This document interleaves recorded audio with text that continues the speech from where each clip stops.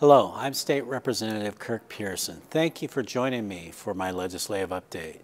Today, as I speak to you from Olympia, this day we're in the second month of the 105-day session, and the pace is picking up quite a bit.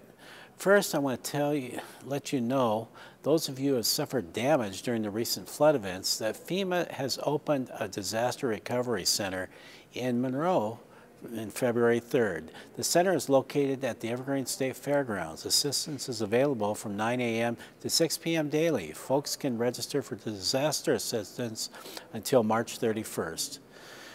We in the House of Representatives took the first vote on a bill this year that made about $300 million in cuts to the current budget.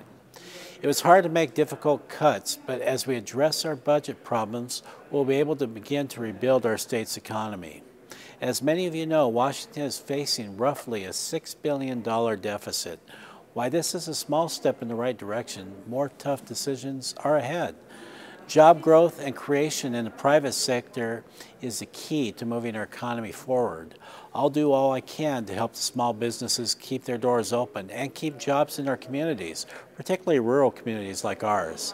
I don't believe any type of fee or tax increase should be considered or implemented to balance the budget. Higher taxes will further hurt our struggling families and businesses.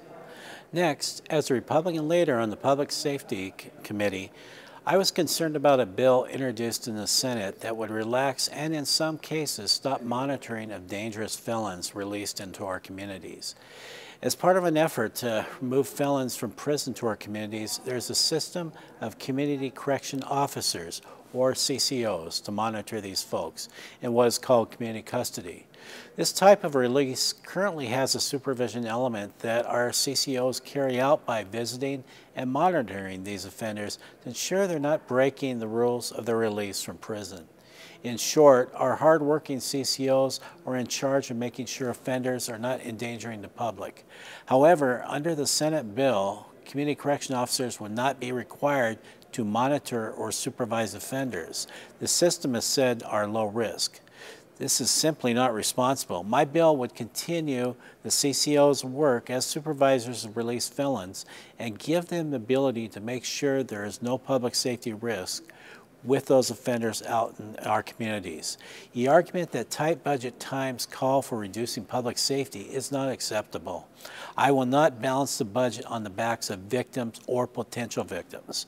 I believe public safety is at the heart of all we do. If families don't feel safe in their homes and communities, everything else seems insignificant. Lastly, as just a reminder that it's not too late to apply to serve as a legislative page. Students between the ages of 14 to 16 can call my office for more information on how to apply for the PAGE program. It's an honor to serve you as your local representative, and if I can be of service, please let me know.